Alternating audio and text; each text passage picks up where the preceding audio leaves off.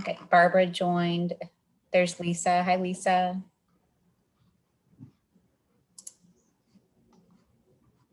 Maybe we'll wait until 9:35 and then we can have other people join as we get started too.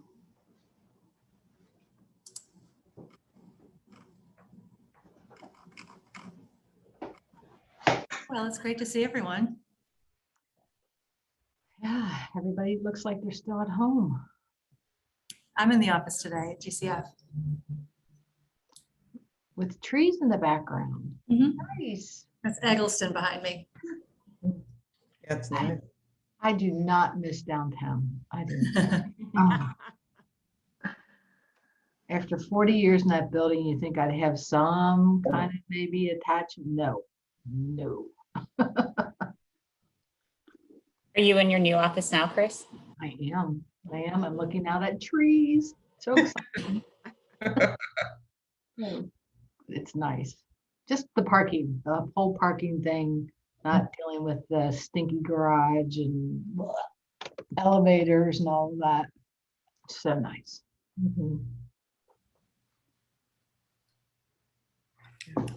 And just joined us. I think for sake of time, we'll go ahead and get started. It looks like we're having a trickle in, and I apologize that that the password was required. Sorry about that. So I think that's causing a little bit of a delay. Hi, Kim. Morning. So for those who I haven't met before, I'm Teresa Helly with Ignite Philanthropy, and thank you guys for joining us today. I thank you also for, sorry that we had to postpone this in May, and I know everyone's been really looking forward to this presentation. And so we're just really happy to have you guys here, and we are recording this so that way we can share it with the other donor circle members who are not able to join today.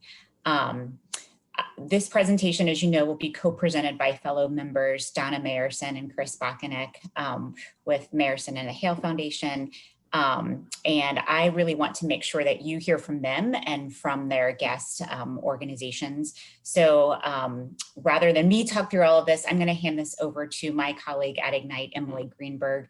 Emily works alongside Donna to support Mayerson Foundation's community grant making.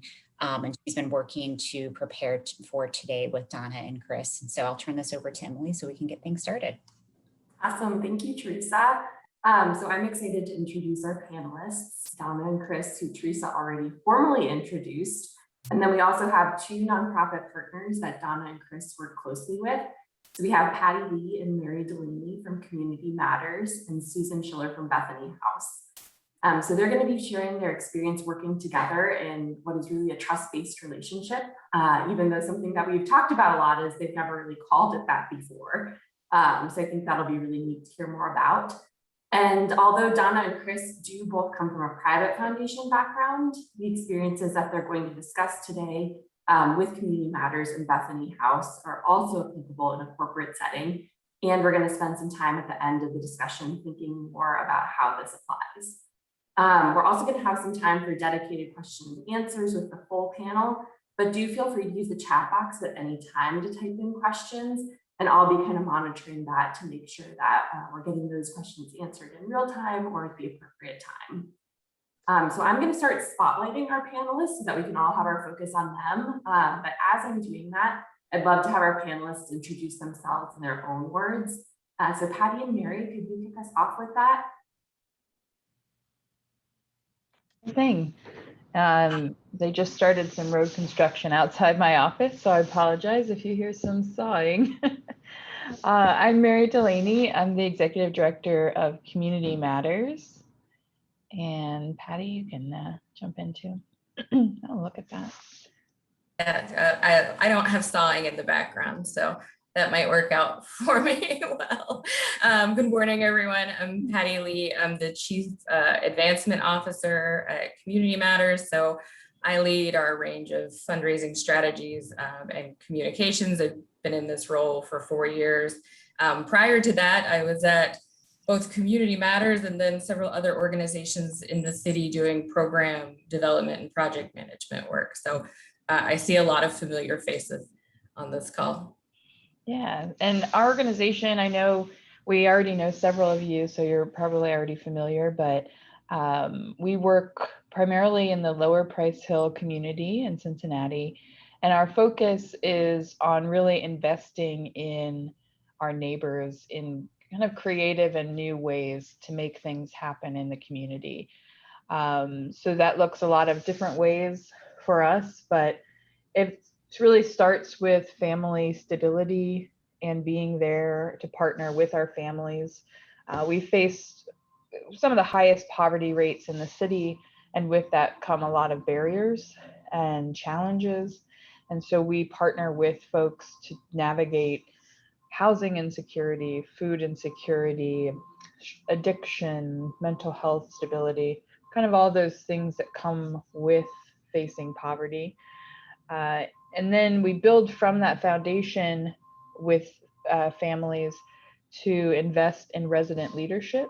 And so residents leading different initiatives in our neighborhood, owning businesses, taking on new challenges, and then also leading institutions. A big part of our goal is that residents are on the board or in leadership positions of any entity that's making decisions within the community. And then the final piece is investing in the physical fabric of the neighborhood, in buildings and spaces. And we do that through projects like our Lower Price Hill Thrives, which you might have read about in the news in the last year.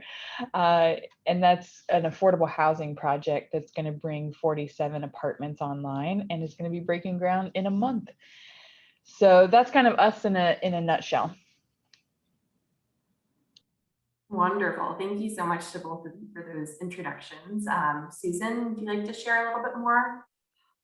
Yes, thanks for the opportunity to be here. My name's Susan Schiller and I'm the CEO of Bethany House. At Bethany House, everything starts with our mission, and basically we empower homeless and at-risk families with the solutions to achieve housing stability and long-term self-sufficiency. We're trying to break the cycle. Our vision is to put ourselves out of a job, quite honestly, okay? We want to live in a community where all families have a place to call home and nobody spends a night without shelter. Bethany House is the largest provider of emergency shelter for families and the largest provider of HUD-funded programs, housing programs in the region. We do prevention through shelter diversion. We do comprehensive family-centered emergency shelter. We do rapid rehousing, permanent supportive housing, and then we do prevention on the back end. After the families leave the shelter, after they leave the housing programs, we provide case management and financial assistance if it's needed. Basically, the families that Bethany House serves are the unseen faces of homelessness in Cincinnati. Everybody sees the guy on the street corner and we see an occasional woman on the street corner. Now you won't see the children. And these unseen faces, they reflect the demographics of poverty that we see in our community. And so, you know, at a time when our nation is focused on equity, diversity, and inclusion, you know, we see at Bethany House people of color that are disproportionately experiencing homelessness locally. 95% of our moms, of our families are led by a single mom. 90% of our families are people of color. 70% are children. So what that means on any given day, if we have 160 to 180 people in the shelter, what will surprise everybody is that 100 to 120 of them are going to be children. And children bear the brunt of homelessness. And this is, you know, we've got to stop this cycle. They're sick and hungry twice as often. They change schools. Nationally, they say 7 to 8 times a year. Here in Cincinnati, we only see them change schools 3 to 5 times a year. Can you imagine walking into a new school as a child 3 to 5 times to a different school each year? They're twice as likely to repeat a grade. They're 1 to 2 years behind in school. They're diagnosed with twice the rate of learning disabilities. And by the time homeless children are 8 years old, 1 in 3 has a major mental health disorder. So, we've got to break the cycle of family homelessness. And, I maintain that Bethany House is a pipeline to Lighthouse, which shelters our youth 14 to 24, and then to Shelter House and City Gospel Mission, our single adult shelters. So we've got to focus on the children. And so that's just a brief story or a few talking points about Bethany House. Thanks, Susan. And I know we're going to hear a lot more about both Community Matters and Bethany House just through this conversation. So Chris and Donna, I know folks on the call know the two of you. So maybe as you just briefly introduce yourself, I'd love to start digging into this topic of trust-based philanthropy. So maybe just sharing like, what does that mean to you? And then what does that look like in the real world in your work with the folks at Community Matters and Bethany House? So if either of you want to kick us off on that. Chris is still muted, so I guess I'll go. Tag team. I want to apologize, first of all. So I feel like I was responsible for the delay of this meeting with my mother-in-law's passing. So thank you all for accommodating that and understanding about rescheduling. I appreciate that. I guess I want to say at the front end, so I'm a trustee of the Mayerson Foundation. Been with the foundation since we moved back here, which was, I don't know, 30 some odd years ago.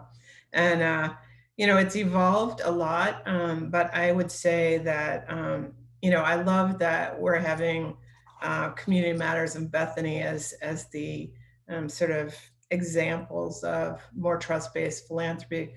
When you hear them speak, you can hear so much passion in what they're describing. But I think the thing that also cuts across is the real intentional effort at maintaining dignity with the populations that they work with and live with.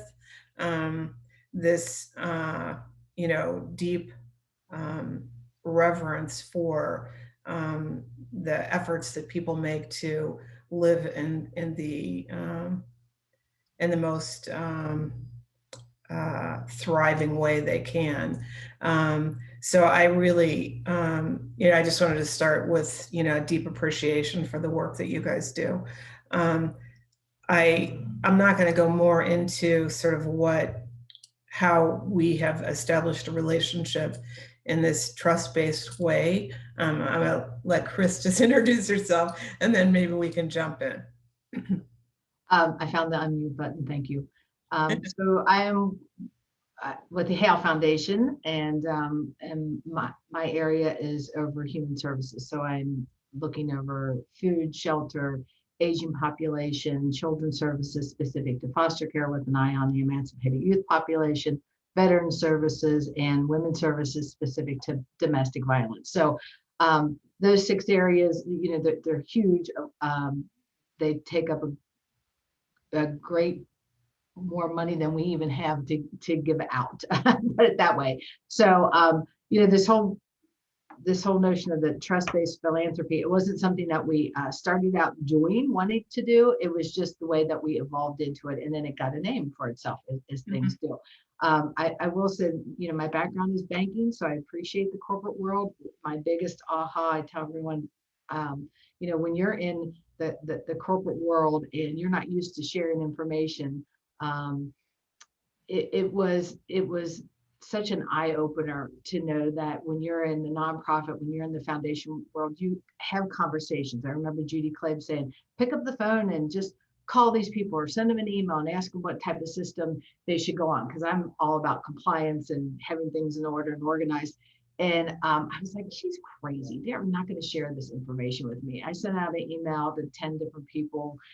Some of you probably on the phone now, and within 5 minutes, I had replies. Oh, welcome. Here's what we do. This is what we use. And that theme has continued on. And that's the beauty of working in this nonprofit world with funders and nonprofits alike. There is no, I haven't seen, except one time where someone's been like, no, this is my information, or this is my lane. You can't cross over it. Don't tell me what to do. It has been very open. So that, I think that was the start of the trust-based philanthropy. For me, it was, wow, you really trust each other and really are in this for the good of the community. And I think that it has continued, that theme continues on and improves itself daily. So I'll stop talking now. Anna, what about for you? How did this kind of start for you, and how did you get in the space of trust-based philanthropy? Well, oh, I'm sorry. You said Donna? Sorry, didn't hear that. we're merging now.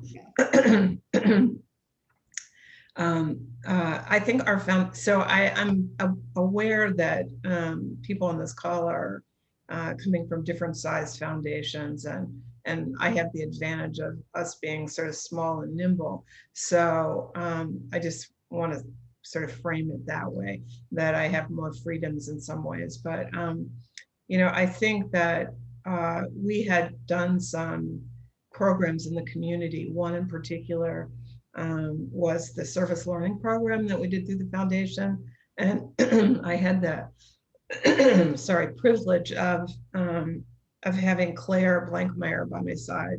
And Claire was already deeply involved in so many organizations in the community and knew so many of the people who were running these organizations. And so she already had established relationships with them. And so I guess I'm in a way, what's it called when you follow closely behind someone and drag off of their efforts. She sort of led me into these relationships. So I felt like I had that advantage. But it's interesting to me that the timing is, all the issues that we're facing in this world right now relate to issues of equity and inclusion and diversity. And so I think that, it's interesting timing that we're talking about relationship-based or trust-based philanthropy, because it's all about relationships and trust and building partnerships with nonprofits that you're invested in the thing that they're doing, but also in the way that they're trying to accomplish their goals. And so I think we've always had this top-down model where we're like the funders, and that donors have to like jump through hoops to please us. And I think it was backwards in ways that we're better off altogether learning what the real goals and missions of these organizations are and trying to like link arms with them, as opposed to put them to the test always of, are you doing enough? Are you crossing enough barriers? Are you, stretching yourself far enough? I think when you're in relationship with people, those discussions evolve naturally, but they're not threatening, they're more collaborative. So it just was a natural fit off of the work that Claire had started, and then just, getting more deeply involved in what these issues are and how people are trying to address them. And so that's sort of how I personally have sort of moved into this space. Thanks, Donna. And I heard both you and Chris talking like pretty deeply about relationships and just the importance of having that personal connection and that human touch versus that top-down relationship. And then I was reflecting in the beginning, and I think Susan was too, just the fact that for our nonprofit partners on the call today, they had mentioned that they had never really used that word trust-based philanthropy before this, but kind of realized as we were inviting them to this call that that's the type of relationship that they're in with Donna and Chris. So I would love to hear a little bit more from our folks at Community Matters and Bethany House of just like, what do you value in your relationship with Donna and Chris? And then how is this different from other relationships with funders that you've also valued?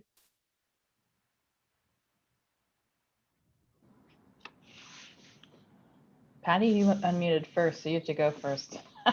Sorry, I was just Donna ended very nicely in that sentiment that like for community matters, similarly, like as a nonprofit organization, Mary touched on it earlier, like we acknowledge that we hold power in the community. And so for us, a relationship-based approach to our work has been, kind of the process for helping us, dismantle that power division between us and our neighbors and build understanding. And so like for us and for me in my work, it was kind of a natural progression that we would approach how we build relationships and work with funders in that way. And so it's always nice when we can find funders that are coming from the same intent in that approach. And I think, having a better understanding now of the theory of trust-based philanthropy, that it's really, as a system, working to dismantle that, but it's the culmination of those relationships, where we bring our energy together for the common good of our community and can work collaboratively in that way. So that's the part that I've appreciated, is kind of like building that together, because adopting a new system or structure is hard and not everyone has the space or time to be able, or resources to be able to do that. And so being able to do it in this microcosm and then share that out, I think has been really important.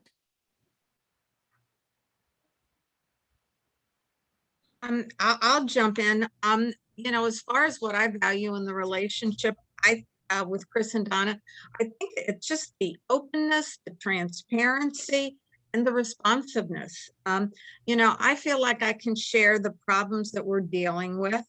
And I feel like we're in this together, and I can ask questions, I can ask for help. And, I think what's different about my Bethany House's relationship with the Hale Foundation and the Mayerson Foundation is, and then there's a number of other foundations too that we have this relationship, but they have such a knowledge and an expertise of the people that we're dealing with.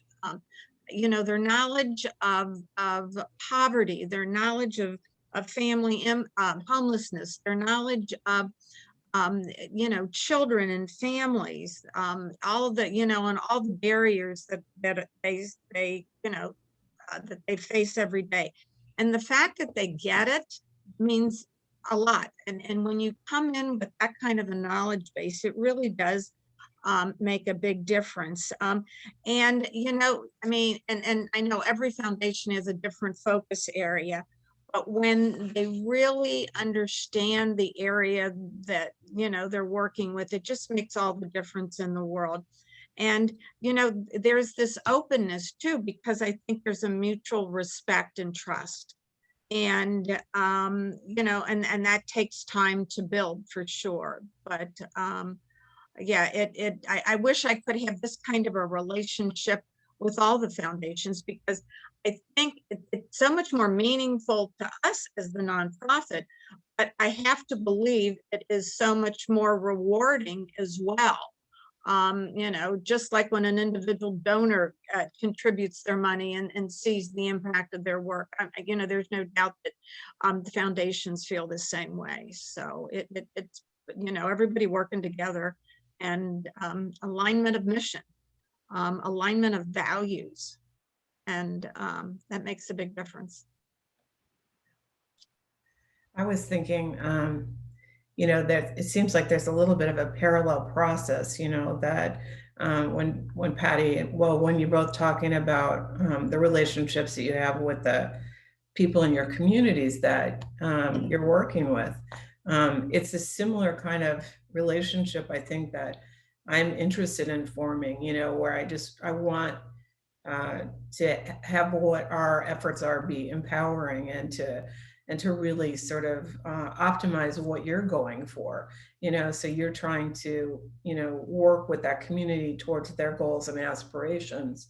And the only way you get there is by being good at that. And so it seems like a parallel process with us, that trying to be respectful of your knowledge base and what you bring to the community. And, so it's just interesting. It's like a parallel process. But I think the other thing that strikes me about what you said, Susan, too, is that, I feel like because of the work that we do and the breadth of the different organizations and nonprofits that we've been exposed to, that we also have, well, and for me, I have my own sort of expertise in certain areas, but which I love to offer. If it's useful to an organization, I always like that. But I also know about other work that others are doing, and so I love to be able to share resources and make connections, because I think that we're only better as a community by what we know and share across. So I love that opportunity too. Yeah. Yeah, I agree with Donna. One of the biggest benefits I think we as funders, no matter if you're in the corporate or the private sector, can offer our nonprofit organizations in the community is that connectivity, where you see the lines crossing. There are, Susan, Mary, Patty, they're all doing their mission. And they're trying to, make it through the day, make ends meet, all of that.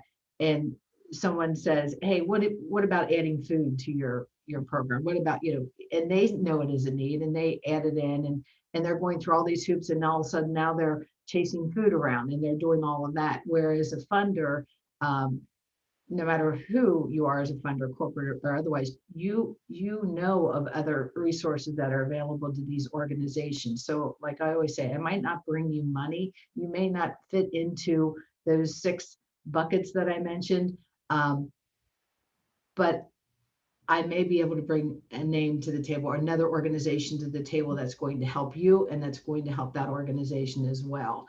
And so those are the things that I see as the biggest benefit when you have a trust-based relationship.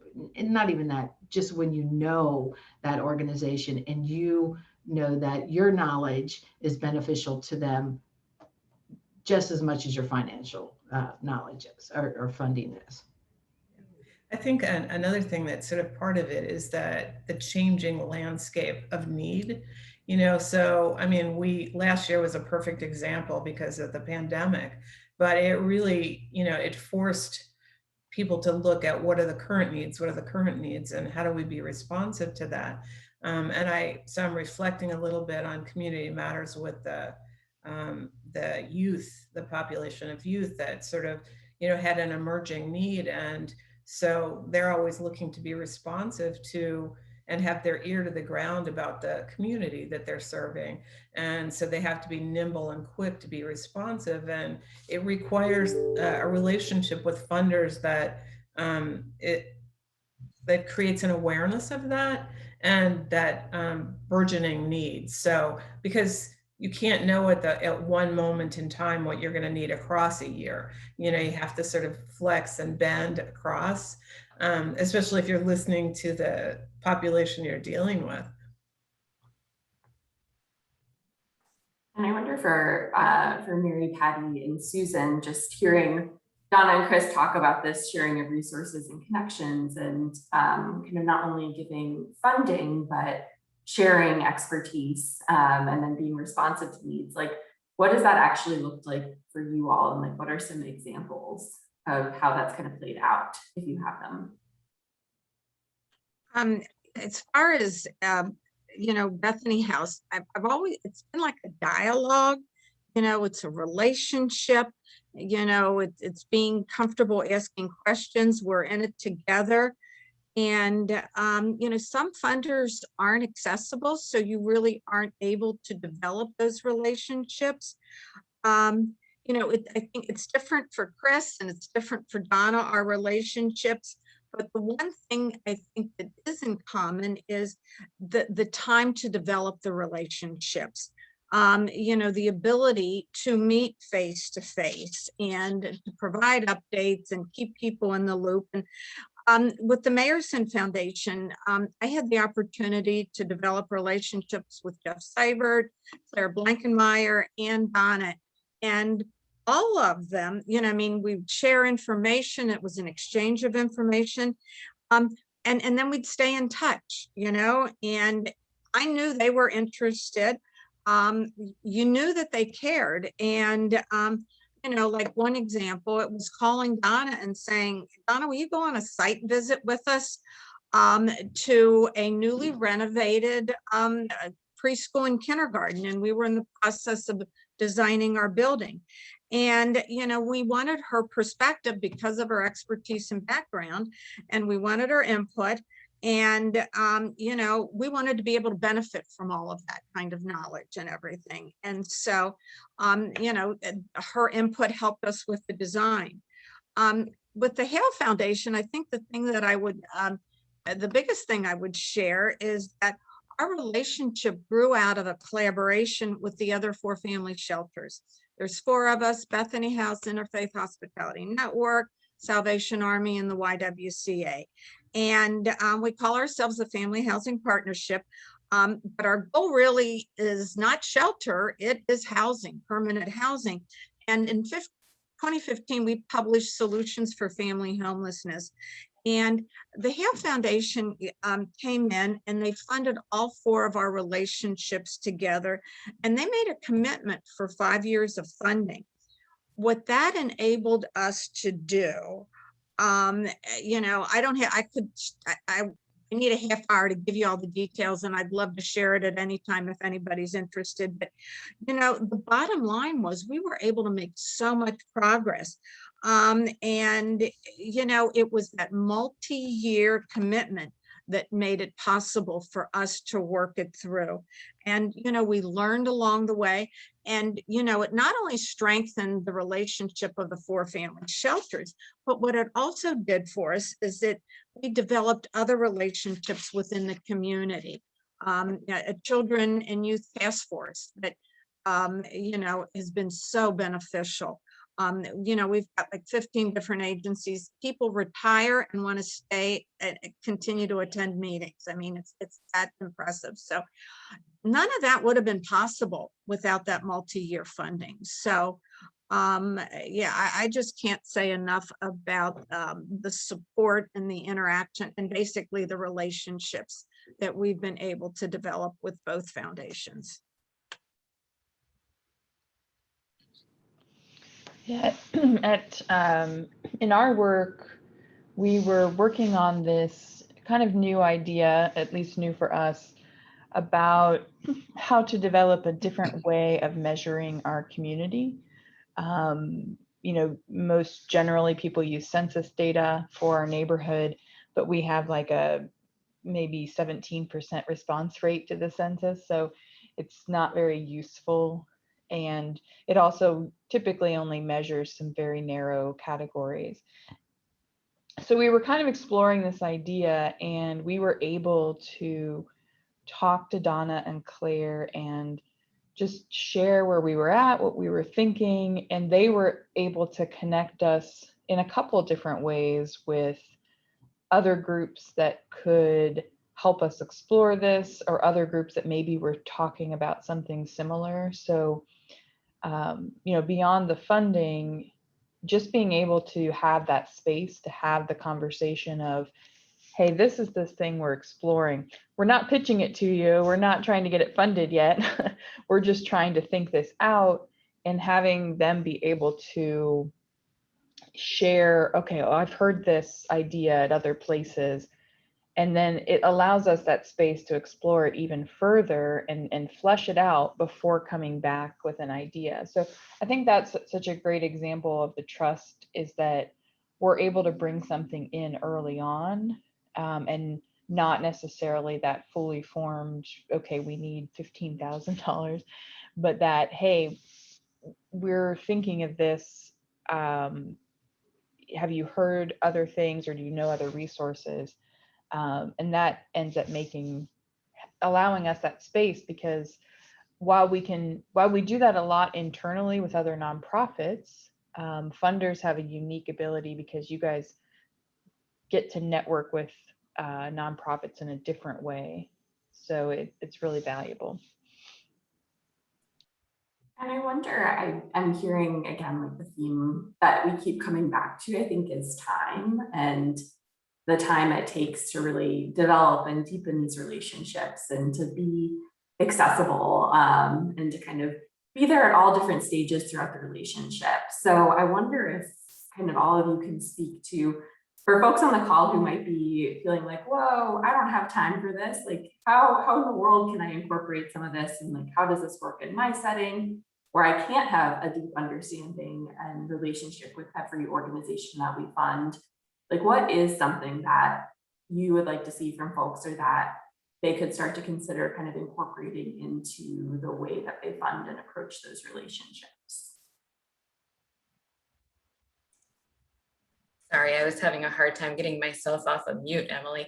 I'm glad you mentioned that, because I think one of the things that I take away from trust-based philanthropy is like, even though these relationships are really important to building that trust, how can we systematize so that it benefits all organizations and all funder relationships, so that it is equitable, so that those relationships are not, proprietary to us as Community Matters, and only benefiting, our access to Donna or Chris or to others, but also other organizations as well. So I think about a few years ago, Mayerson Foundation was working on kind of changing their funding focus and their process.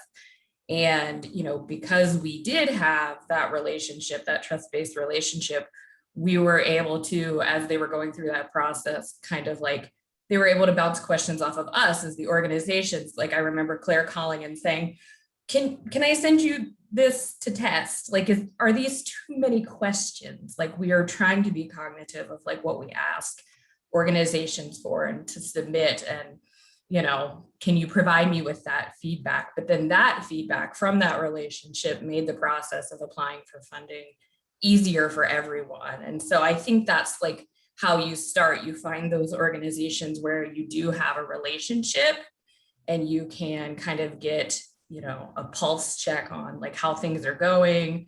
Is this 23-page grant application too much for a $2,000 grant? And you can have those more candid conversations where there's less risk, and then how you like structure that to change your processes that are ways that are more equitable and can build that trust with other organizations as well.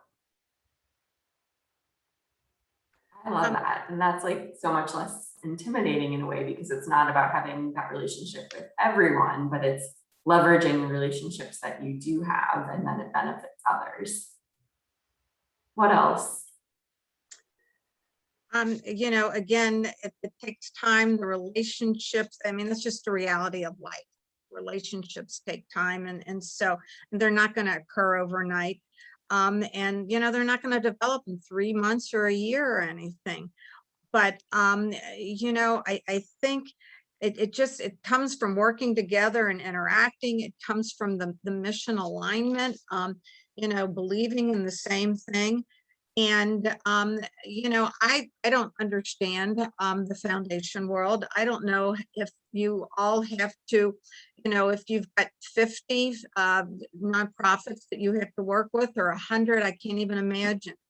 But I know you're all focused on specific areas, whatever that focus area is.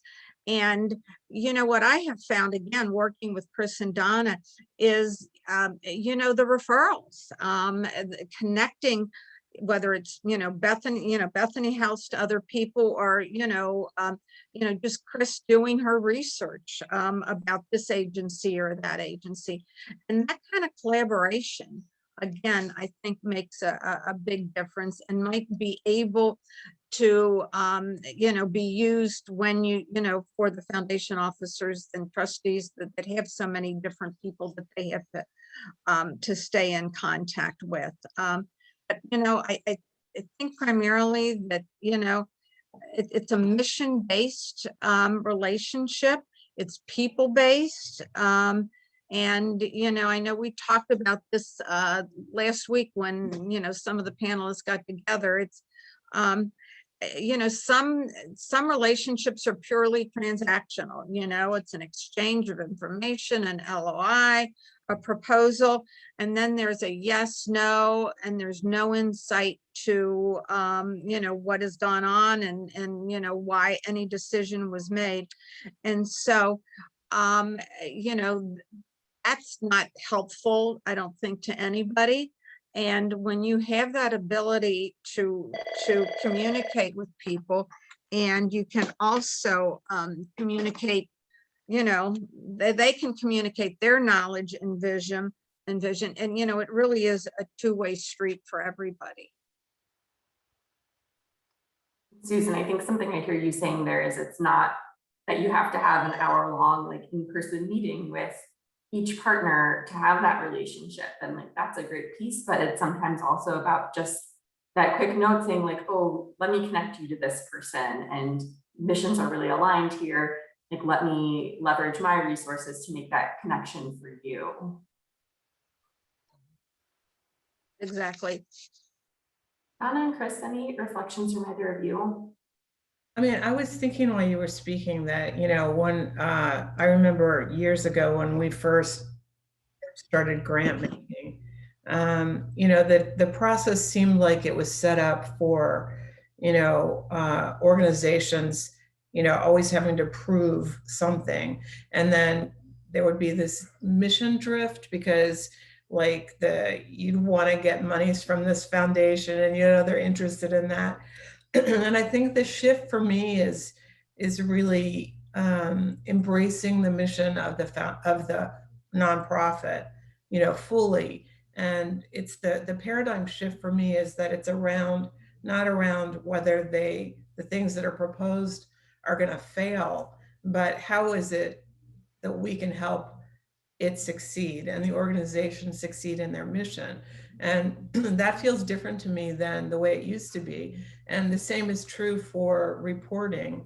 So our report, the way that we now conduct like reviews and things like that are to learn, it's like a learning process. So what's working, what's not working, what can we do to tweak something? Is there some adjustment that can be made? Because I think that the end goal is the success of the organization. Feels different. Yeah, I would agree with Donna, and I think of, when we started in human services, because we didn't start off right away, and I saw these 6 huge buckets that we wanted to fund, and what seemed like very little bit of money that I have to do it. How do you make your dollar stretch? And that was about that. I think really started the connections. So I've got an organization here asking for funding, and organization here, and really, if I just marry those two together, I think of Cincinnati Works wanting to put people to work. Well, how do I do that? I've got a shelter over here looking for to hire a cook, and they want funding for that cook. Well, that to me was like, well, that's a no-brainer. I'm going to give Cincinnati Cooks funding to give this person a job here. Now I've just taken my whatever $50,000 investment, and I've helped 2 organizations. Those are ways in which I think as funders we can look at our, just not the relationship, but just about the knowledge you have in your head is more than you think about just connecting those dots and serving the end need. Yeah, that's great to hear. And I think that's nice. It's not, an all or none, like you have to be all in on everything trust-based to do this. But you can just start by recognizing those really important connection points and starting to think about funding and relationships a little bit differently. So kind of step by step. I'd love to, I just want to say, and get out of the way. Tell me more. Tell me more about that. Well, so bring those 2 organizations together. Hey, this is what I think I'm hearing. Hey, this is what I think I'm hearing. Why don't you 2 just have a conversation and talk about, will this work? I'm not putting the onus on them saying, I'm going to give you money and you need to do this for them. Will you have a conversation? I think, this may work out, see what we can come up with. And then they come back with a solution. Hey, this will work. Can we do, would you be willing to fund X amount of dollars to do this? And, and we work work it out that way. Or giving general operating dollars. That I think is huge to these organizations that are, they know what they're doing more than we will ever know what they're doing.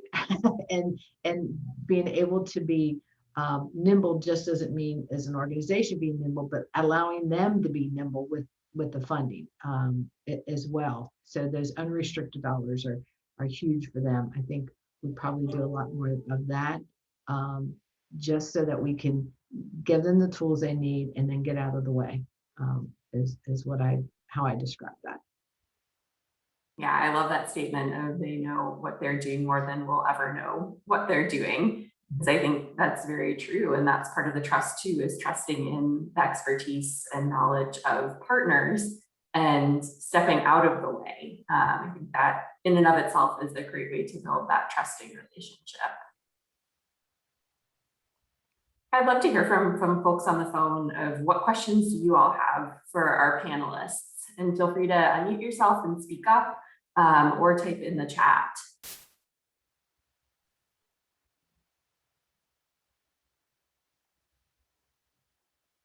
Hi, this is Lisa here from GCF. I am really struck by the conversation Susan was having around the 5-year commitment, I think, from the Hale Foundation. And I'm really curious, like, how did that grow? It sounds to me like it was a fairly organic process, but did you feel that the weight of building that relationship was on Bethany House, or like, how did that evolve? I'm just really curious about how that happened, because I can see where that kind of relationship would be so rewarding on both sides. I'd like to hear more about it.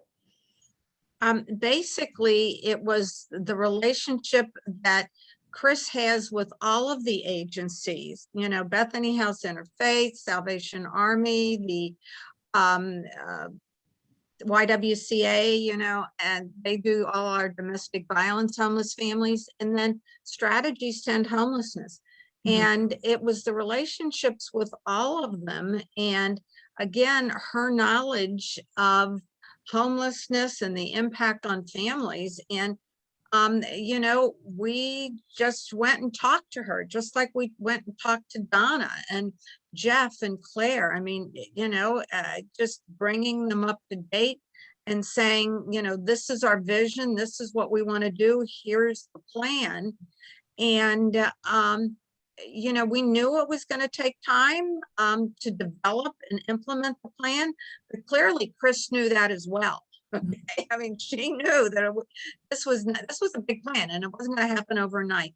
And just that 5 years of funding gave us the ability to work through each of our strategic goals one at a time. And, you know, at the end of it, all 4 agencies, along with Strategies, you know, we're providing better services, improved services, more services for our families. And had we not gone in as a collaborative and not all working together, this never would have happened. And quite honestly, at the end of the day, what makes people work together? Money. I mean, it really does. Come on, you know. And but at the same time, you do have to have that respect. And I think having the respect that our 4 family shelters have is amazing. It didn't develop overnight.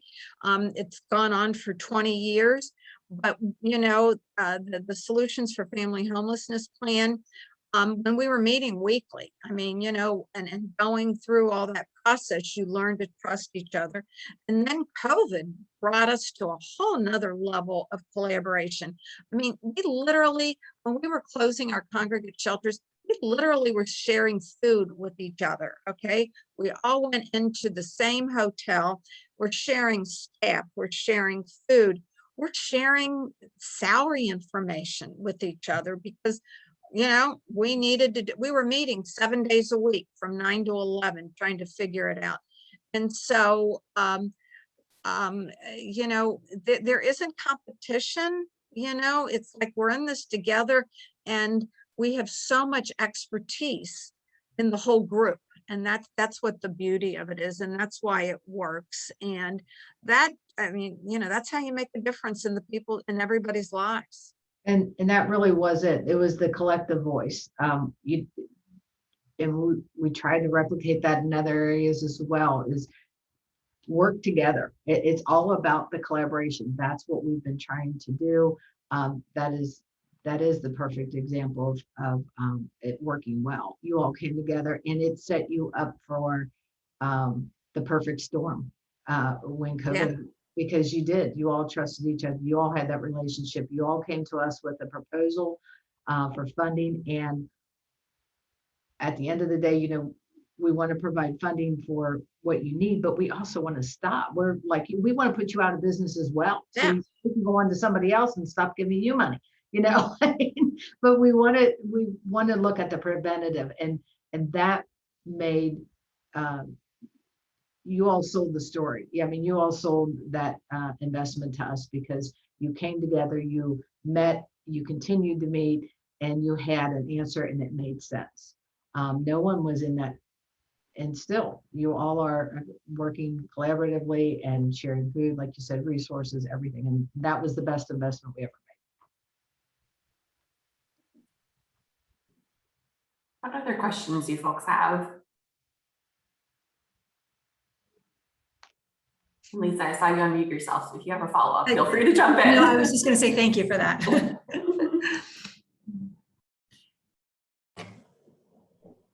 I keep thinking about, Donna, your comment about the paradigm shift of, really helping an organization succeed and helping their mission succeed. And I just would love to hear a little bit more on that approach. I know, that is how you do your final meetings and you listen. And I just think that it's, that's kind of at the crux of this thinking of trust-based philanthropy, of really just having the confidence that in the partners, but really shifting that paradigm. So I'd love to hear a little bit more about that. That's something that really jumped out to me.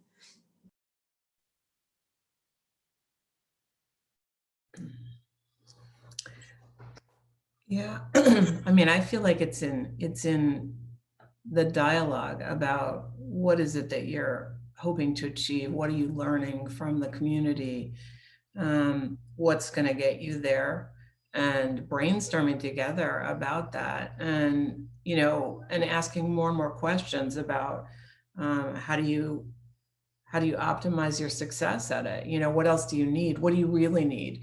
And I was even thinking when Chris was talking, I loved hearing about that collaboration, because I think that the other thing I think that we've made mistakes as foundations or donors has been that sometimes we impose an idea that we think is going to be the way to go. Like, I think this collaboration would be great, and then you put the money out there, but then you don't get cooperation. So I think it's in the dialogue and the bubbling up and the brainstorming and the I guess I would say feeling like the seeds of collaboration bubbling up from the organizations, as opposed to trying to force it down, because when Susan was talking, it was clear that there were goals in common, and that people were going to be forced to sort of brainstorm on their own or come together as a group and optimize the resources that they had. And so I think it's a bubbling up versus a pushing down.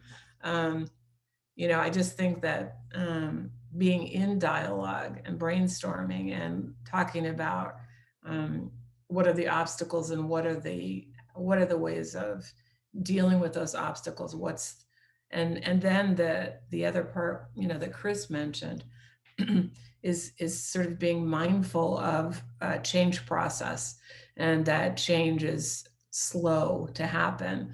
And so some of those initiatives and things take time. And so it's the same thing with hiring a staff person. They need a runway to really be successful. So what does success look like? And is it a multiple year investment? Because otherwise, it seems like good on the front end, I've got money today, but if you can't sort of extend it out in a way that really gets you to meet your goals, it's less useful in the long run. So I love that. I love the dialogue. I love the bubbling up, and I love the opportunity for collaboration when it's bubbling up from a number of organizations that have common interests.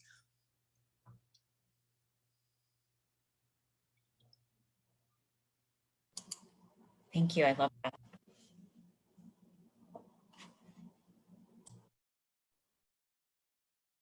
What other questions do you folks have for our panelists? Hi, this is Casey from the Scripps Howard Foundation, and I just have a few questions about streamlining applications and reporting. I know Patty mentioned, applications with 80 questions, and Donna mentioned reporting on, getting the reporting just so we can learn, more about the nonprofit and how to improve the programs. But I'm just curious, and maybe this question is for Chris or Donna, about how they've changed their application process and then their reporting process around this trust-based philanthropy. Well, mine will be really brief, so I'm happy to do that. We do not use an application. Tim set out, and again, remember, I come from a banking compliance world. So when Tim said, we're not going to have an application, I was like, what? Wait a minute. It's like, you go out there and find out, you create those relationships. So this was really, off of Tim. We don't. I mean, we go out, we have a conversation. You've built the relationship. I know about them already. And if I don't know about them, you do some homework on them, you ask around. That's the beauty of picking up the phone and calling Donna Marison or GCF. Hey, what do you know about so-and-so? What are the things I need to know? And then having a conversation and allowing them to tell you what it is and send you an email. I mean, at the end of the day, all you really need is their tax ID number to do that, know that they're a nonprofit, they're a 501c3. But other than that, we just ask for an email, put it in writing, tell us what it is you want, tell me what you told me. And then we talk about the funding. I do a write-up. I probably do more writing than they do to get the proposal to our board. But again, with our board, it's, it's all in writing, but it's a conversation. And then the follow-up is, it's several questions, but it's more about conversation. I may get it in writing from them to have it, but it's also about having that conversation. What did you do? Did you do what you said you were going to do? And if not, why? What happened along the way? So I got a beautiful 10-page write-up on solutions for family homelessness, but I picked up the phone at the end of the day and said, okay, did you accomplish what it was you said you were going to do? And what do you need to move this forward? Where are the gaps? What were you able to fund because of what you did? Where are the holes still? And what do you need to continue that on so you can get funding to support it elsewhere or through government grants or whatever? So again, it goes back to the dialogue. I understand the need for, and I'm not suggesting you don't have an application. I get that for organizations, why you have to have it. We just do not have one. Yeah. So I just will echo what you said, Chris. It's in conversation, and we do more writing, so I think before we started this, that application process can be so overwhelming, and the work of the nonprofit is hard enough. So we have a template, like we have some questions we ask relative to activation funding just to see if we're in the ballpark. But it really is a dialogue too. It's a dialogue. And then we don't have just like markers of like, okay, in 6 months you have to report back. We like to check in. We like a conversation, like how's it going, so that, to be nimble about like, is it working? Is it not, something needs to be shifted? And then the final report is completely a dialogue. We want to listen really, really well. And so we have like a template of things like that we want to address, but we really want to learn from the organization. Like, how did it go? Like, did it do what you hoped it would do? And how did it do that? And what are you going to do next? And did this take you some new place? And, you know, so it is really, I think it deepens the relationship because we're invested in really hearing and understanding. But it's time consuming. I'm not going to say it's not time consuming. It's to me, it's worth it because I feel like the investments we make are collaborative, and we're investing in the community through these partnerships and relationships. And so I want to tend to them as well as I want those relationships to be tended to that serve the community. I'll just add, from the nonprofit side that, we know that not every foundation can have such a flexible application. And so what we love in applications is just like and as much transparency as possible of what the foundation's goals are, so that we can see if that's really an alignment with us. We really try our hardest to find funding that aligns with what we're trying to accomplish. But sometimes we don't know. And so we'll send out an application thinking maybe there's alignment, and it's a lot of process to go through just to find out that we don't really align. So our favorite applications are obviously dialogues, but our second favorite applications are definitely those ones that say, look, this is our goal as a foundation. Do you really align with it? We just love those. Thank you for that feedback.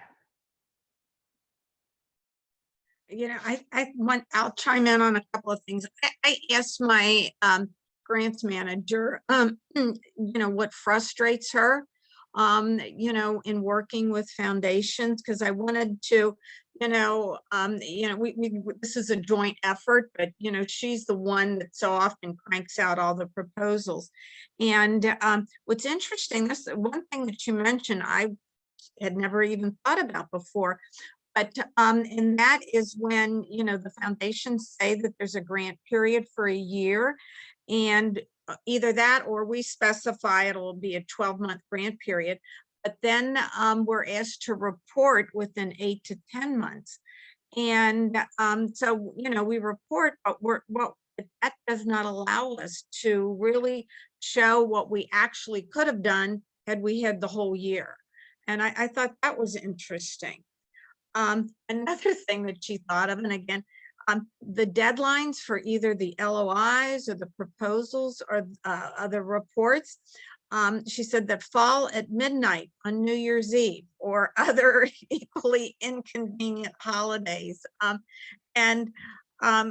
She teased, she said, my brother has suggested that I call the program officer at 6 a.m. on New Year's Eve day to see if she received the proposal and if everything was in order. Again, things I would not have thought of. And then this is what I thought was interesting.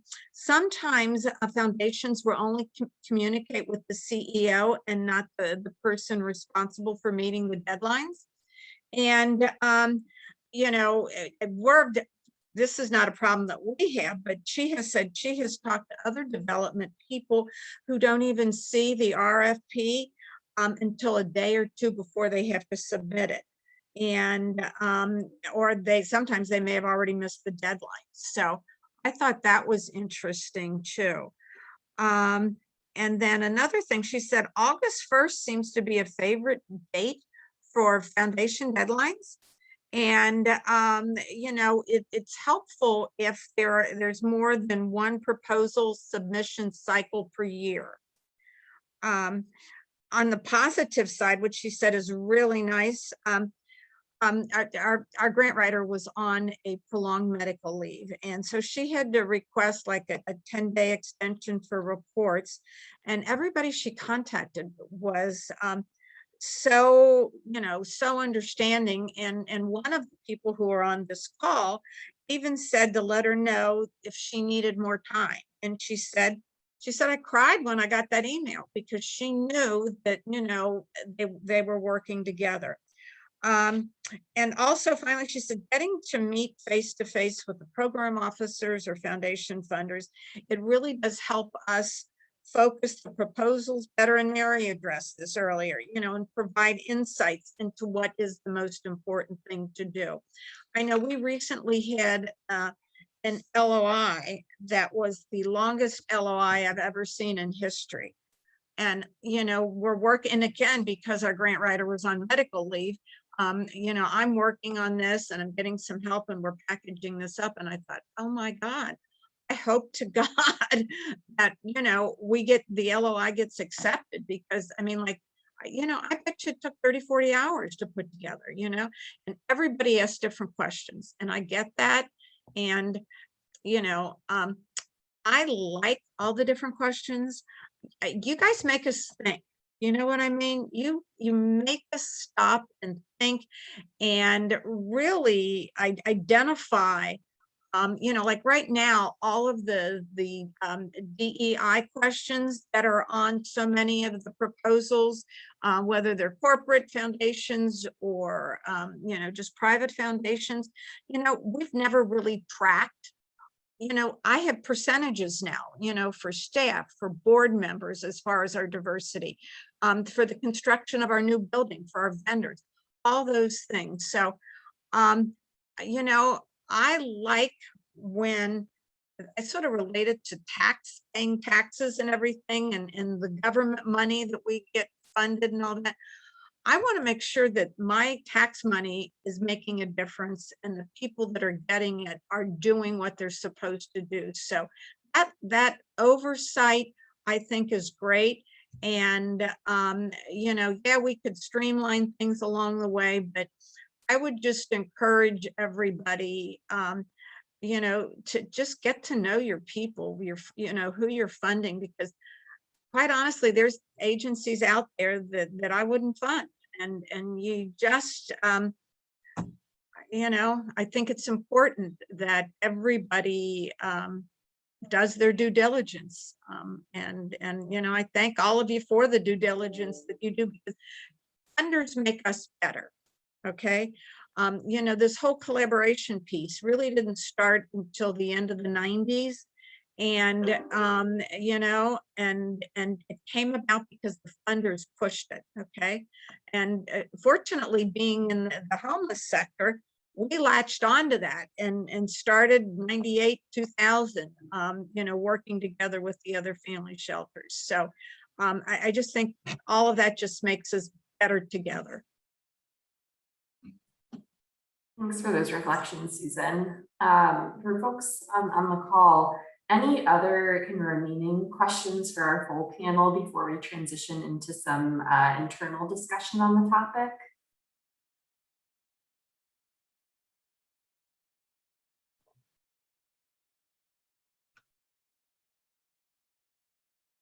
Okay, with that then, I want to just say a huge thank you to Mary, Patty, and Susan for taking the time to be on this call and to share your experiences and your reflections and just kind of that honest perspective on what's the good, what's the bad, and kind of where you all are at. I think it's been invaluable to hear your perspectives, and we just really appreciate your time. So thank you to the three of you.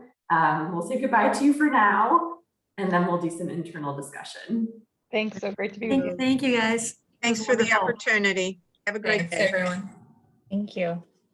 Okay, and I'm going to remove our spotlights at this point. You may be seeing just a speaker view now. So if in your upper right-hand corner, you select where it says view and change that to gallery view, that should take us back to just the full group. And Teresa, I'll hand it over to you.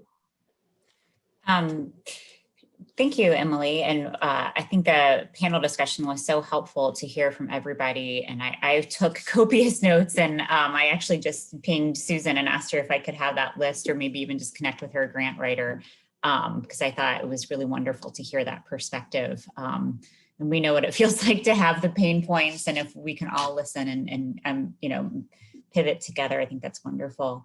I was just curious, now that we've all heard this, what your thoughts are on what does trust-based philanthropy look like for you and your environments, how things are different. I loved hearing, as Chris talked through, not having an application and Tim's vision of just going out and getting to know the community, but how can that be incorporated, even if, let's say you do have to have a grant application, what pivots, are you able to make?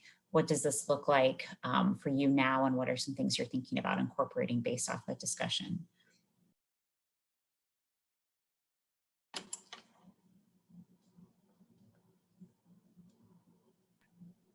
Well, I can go first. So from GCF, I can speak on two different levels, both the private foundation side and GCF's experience with trust-based philanthropy.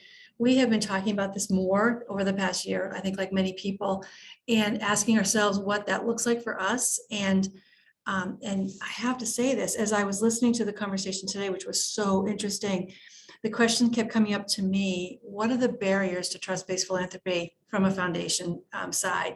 And the thing that scared me initially, my gut first response was a scarcity mentality, which I have never considered really in the funding side. I've always seen that and been aware of it in the nonprofit sector. But it's almost a defense mechanism when you have so many proposals and you can't fund them all. Like, how do you start, sussing through that? That was an aside. So GCF, one of the things that was really eye-opening for us this year was the Rapid Response Fund, the Regional Response Fund to COVID, where we needed to be able to get money out quickly to the community and couldn't go through that long funding cycle, which is, I think, again, a detriment to trust-based philanthropy for sure. The other thing so we kind of streamlined our process, and this was trusting the organizations that knew best how to respond to the problems, but it wasn't a deep trust. It was just, we have to trust you because we don't have time to really invest in these relationships.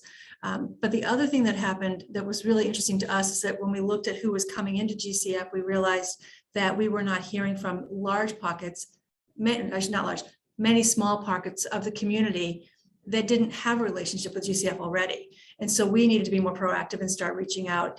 And so we have now started relationships with many of these organizations. Particularly, we're seeking out Black-led organizations and small community-based organizations.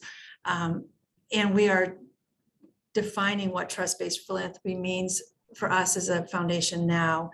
So this conversation is so timely and helpful.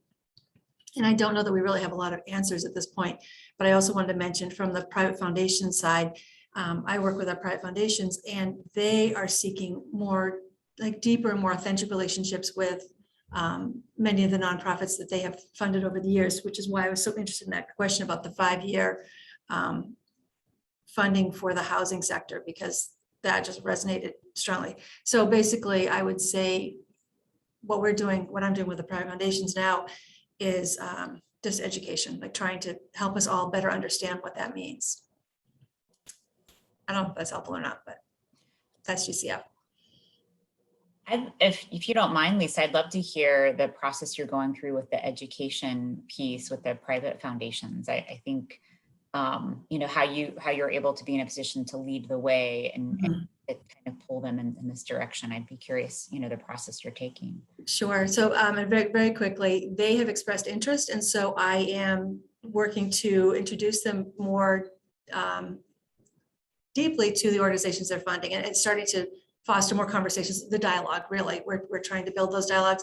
I'm also doing a lot of reading and trying to, find resources that we can share and just start the conversations. But I've also been encouraging them to do more unrestricted gifts, multi-year grants, things like that. And, but it's interesting because the motivation for giving in some cases is for families to be together and have those dialogues. So they want to get together yearly and understand the programs. And I kind of try to balance this. I ask organizations to show us programs that they want funded, but have the conversation with the foundations that really the organization needs unrestricted funding. These are examples of what they're doing.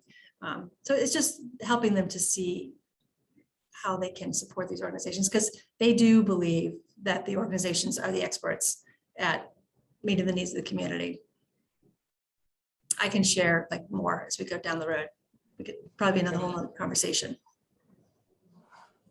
It's wonderful. Thank you. I'm just thinking about also, there was a lot of great conversation of trust-based philanthropy across the partners, across, nonprofits and working together. So I think that principle of how do we act as this network of donors versus, individual donors, and how do we, obviously this is a part of what we're doing right now. But I'm just thinking, like, how do we incorporate that as we continue to move forward with these insights and help each other to move in this direction? If there's any thoughts that you guys have been having as we're listening, or any things you're already doing today that we can continue to practice.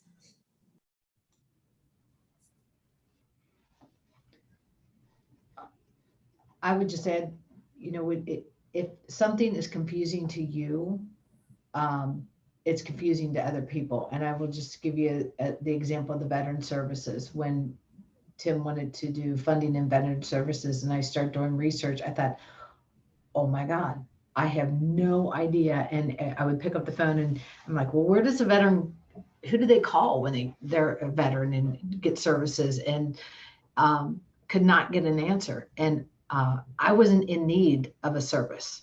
I didn't need it. So I went to the VA and they were like, well, we do this and we do this and we do this. So, and I talked to funders of veteran services. So it had Mary Beth Martin and I had a conversation, and we really were like, we don't even know who they are out there. We've scratched the surface on little things that are around. So it really was about bringing them all to the table. Literally, we had, a room full of anyone who touched the life of a veteran, and they weeded themselves out. But what was clear was I was having the issue that I was having finding the services that I needed. I kept thinking to myself, oh my gosh, I can't imagine being in need as a veteran of shelter and not knowing who to call. You would think it would be the VA, and they were like, no, we don't do that. I mean, it was incredible to me. So I would just say, collaboration.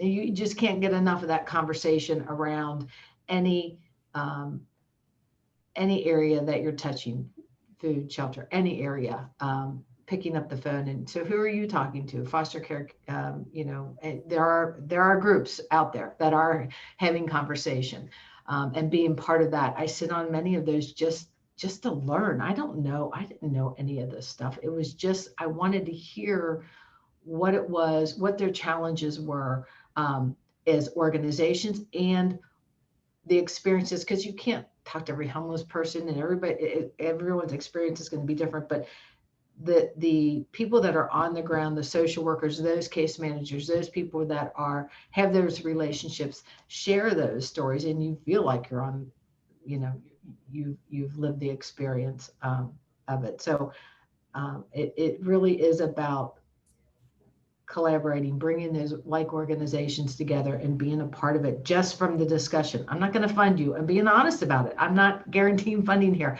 I just want to learn. It is about that. And same with the funders, picking up the phone, calling anybody on this and feeling not threatened by doing that or dumb or anything else. I don't care. I'll act like I'm not acting like I'm dumb. I don't know. I want to know what you know about this organization. So I'm not an expert in any of it. And I don't feel I'm in depth, as Susan may say, on things, but I'm not afraid to pick up the phone and ask. So I encourage you, call. Oh, I will. I actually had a donor recently ask me about veteran services, and I knew a few, but I'm so glad to know that you've actually done some of that research. So yeah, thanks. I feel like also, it's interesting about bringing people together that have common interests so that they can sort of wade through like how they can be more efficient or get things done and how they can streamline a process for somebody with a need. But I also really am personally think that, these meetings that we have with other funders are really good, but I wish there was more collaboration among funders. Like, you're interested in this area, this, could we share information? And maybe there's a way of like coming together or leveraging support, or, because I feel like the onus is always on the organization to seek out who might be interested. But we're also have interests and we have common areas of focus. So I think it'd be amazing if there was more collaboration among donors. Donna, I agree with you on that point. And I was going to mention, after the Rapid Response Fund ended, GCF through Zohar has an education knowledge sharing group, and we meet bi-monthly, and that has been super helpful for the Scripps Howard Foundation to get education nonprofits that we've never heard of, or Zohar happily sends me education specific early childhood literacy nonprofits. So like behind the scenes, after those meetings, we're emailing about different nonprofits that we can support that I would have not known about before. So I agree that we can have these, maybe separate meetings based on focus area to help each other know what nonprofits we could potentially support. I think that's a great idea. And Chris, you mentioned sitting in on roundtable conversations, I think, amongst the service providers. And we used to have program officers who did that for like mental health and inclusive communities. And it might be something where we could share information from those. If we divvied up, like I'll go to the mental health one, for instance, and I can share back what I'm hearing. Mm-hmm. Yeah. I'm not saying I will, because I don't know when they are, but as an example, I could. Right. If that's something the group would like to do. I love that. Sorry, I know Mary mentioned early on she had construction outside of her building, and we've got it now in our house. So sorry, I thought we would escape that sound. Sorry about that. This has been a great discussion. I don't know if there's any other thoughts or questions that anyone wants to throw out there before we wrap up. I just want to be thoughtful of the time that we're getting close to 11.